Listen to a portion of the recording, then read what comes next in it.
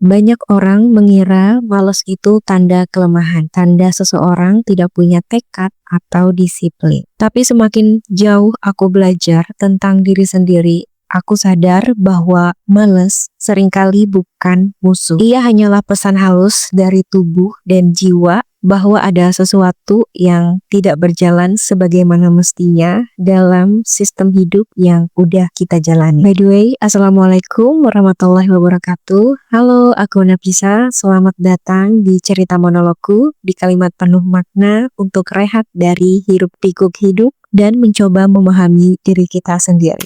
Hari ini aku mau ngajak kamu untuk melihat satu hal yang sering kita salah mengerti, yaitu rasa malas. Kadang kita merasa berat bukan karena kita tidak mampu, tapi karena kita memaksakan diri untuk memakai ritme hidup orang lain. Kita mencoba meniru standar yang bukan untuk kita, yang gak cocok untuk kita, memaksakan pola yang tidak sejalan dengan kapasitas, karakter, dan pribadi kita. Dan ketika tubuh tidak kuat lagi, ia memilih diam, berhenti, seolah-olah memaksa kita untuk melihat ulang cara kita menjalani hari-hari. Dan dari situ terjadilah keadaan di mana kita menuduh diri sendiri sebagai pemalas. Padahal mungkin yang sebenarnya kita butuhkan bukan divonis malas, tapi dipaham. By the way, aku dulu pernah berada di fase itu saat menghadapi keadaan yang menurutku tidak memuaskan, ingin merubah, ingin menjadi yang lebih baik, tapi esoknya aku melakukan hal yang sama. Aku sering merasa kelelahan dan sulit yang tidak bisa aku jelaskan. Setiap ingat, rasa capek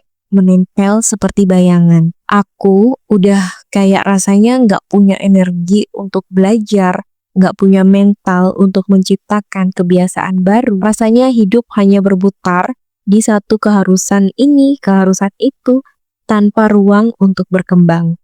Dan aku mulai sadar bahwa ada yang tidak beres. Bukan pada mimpi-mimpiku, tapi pada cara aku menjalankan hidup. Jadi aku mulai berdoa kepada Allah agar aku bisa mengatur ritme hidupku yang lebih manusiawi untuk diriku. Dan alhamdulillah doa itu Allah kabulkan dimulai dari bangun pagi. Sekarang aku mulai menulis checklist di diary book dan kebiasaan yang aku inginkan dari ruang yang aku atur sendiri dengan jam kreatif yang paling cocok dengan kondisi batinku. Pada saat itu aku merayu kepada Allah, ya Allah tolong bangunkan aku setiap hari pagi yang dimana tujuanku ini bagian daripada ibadah. Aku ingin mengerjakan sholat subuh di tepat waktu, gak ada lagi sholat subuh kesiangan. Aku mulai bisa mengatur waktu istirahat, kapan aku harus berhenti, kapan aku harus berkarya. Dan yang membuat aku bersyukur, rasa tenang yang Allah berikan justru lebih luas dibanding saat aku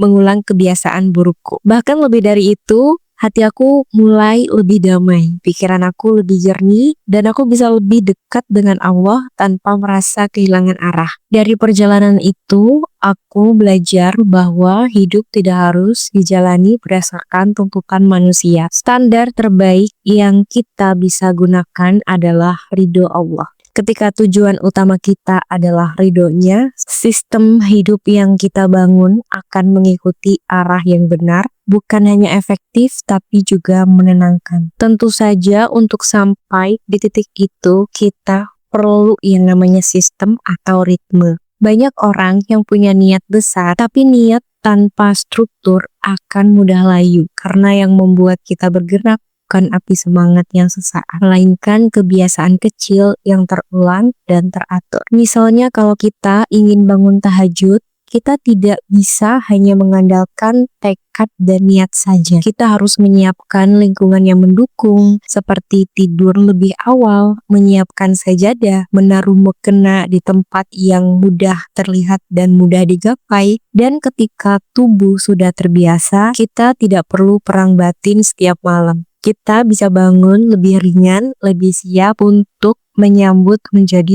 tamu Allah yang melaksanakan sholat tahajud. Aku dulu sering melakukan eksperimen kecil terhadap ritme harian. Selama 7 hari aku mencatat kapan aku bisa paling fokus, kapan energiku turun. Dan aku juga mencatat aktivitas apa yang terasa berat, aktivitas apa yang justru memberi tenaga. Dari situ aku sadar bahwa aku tidak cocok membaca buku setelah subuh karena rasanya ngantuk dan sulit dimengerti kata per kata yang aku baca. Tapi scripting, journaling, menulis rencana harian, itu yang justru membuat aku merasa lebih hidup dan semangat. Dari situ aku coba untuk geser jadwal yang tadinya kalau membaca di subuh, aku coba untuk geser ke sore hari dan ternyata jauh lebih efektif. Seperti contohnya aku olahraga di pagi hari sangat berat dan efeknya suka ngantuk di jam 9-an. Aku geser, aku olahraga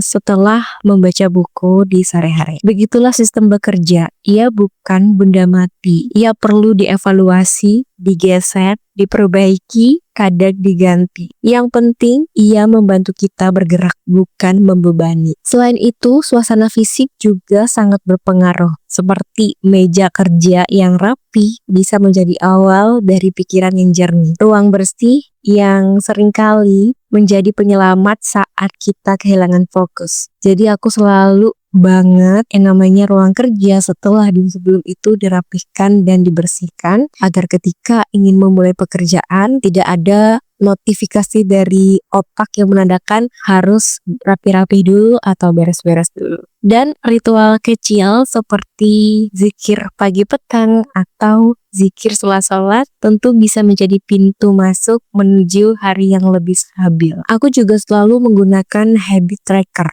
Bukan untuk mengejar kesempurnaan, tapi untuk melihat pola. Untuk tahu kapan aku mulai goyah, apa yang aku belum bisa capai, dan apa yang membuat aku kembali lebih kuat. Habit tracker membuat perjalanan terasa lebih terlihat, bukan hanya dirasakan. Dan teman-teman harus ingat, sistem yang terlalu kaku justru bisa menjadi beban dan berakhir jebakan. Kita perlu memberi ruang untuk gagal. Hari ini gagal, tidak apa-apa. Sehari, 2 hari, it's okay. Untuk lelah, kita tentu harus beri ruang juga. Dan semuanya itu biar kita bisa berubah menjadi lebih baik. Fleksibilitas bukan kelemahan. Itu tanda bahwa kita adalah manusia. Yang penting adalah tetap bergerak di dalam alur yang benar. Setiap minggu aku coba untuk menyempatkan diri sekitar setengah sampai 45 menit untuk meninjau ulang sistem ritmeku ini. Apakah ia berjalan baik?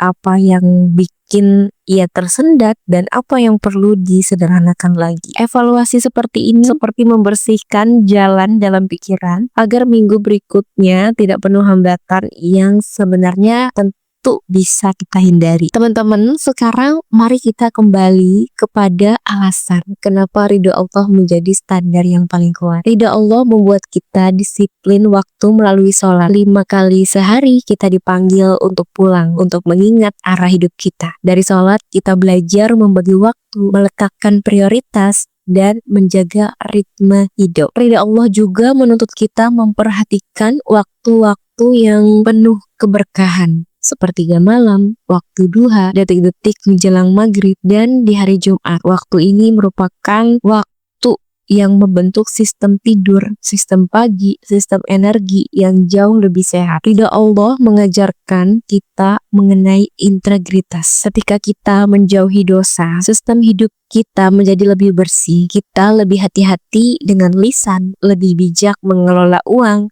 lebih cepat kembali ketika mulai tergelincir pada maksiat atau keburukan. Dan semua itu membentuk keteraturan yang tidak dibuat-buat. Yang paling indah adalah ridho Allah menanamkan ketenangan. Kita tidak merasa perlu tergesa-gesa. Kita tidak merasa perlu membuktikan apapun pada siapapun. Cukup kepada Allah, kita hanya perlu jujur pada usaha kita dan yakin bahwa setiap langkah yang dilakukan karena di dalamnya Allah tidak akan menyia-nyiakan apa yang udah kita lakukan. Dan akhirnya sistem hidup kita tidak hanya mengatur dunia, tapi juga mengarah ke akhirat. Menulis jadi ibadah, istirahat jadi syukur, bekerja di ladang jadi amal, bahkan diam pun bisa bernilai ketika kita menahan dari sesuatu yang sia-sia. Kesimpulannya, sistem hidup terbaik bukan sistem yang membuat kita sibuk, tapi sistem yang membuat kita dekat. Dekat dengan Allah, dekat dengan diri sendiri, dekat dengan jalan pulang yang penuh cahaya, ketenangan, dan kedamaian. Teman-teman, terima kasih sudah mendengarkan sampai akhir ini. Aku minta maaf, aku di sini bercerita mengenai cerita monolog. Kalau ada salah dalam pengucapan kata, aku minta maaf ya. Kalau teman-teman suka dengan video ini, boleh di like dan komen. Tapi aku minta tolong komennya yang sopan ya teman-teman. Semoga apapun yang kamu dengar hari ini membuka sedikit pintu untuk memahami dirimu menjadi lebih baik. Aku akhiri. Billahi fi sabilil haq fastabiqul khairat. Wassalamualaikum warahmatullahi wabarakatuh.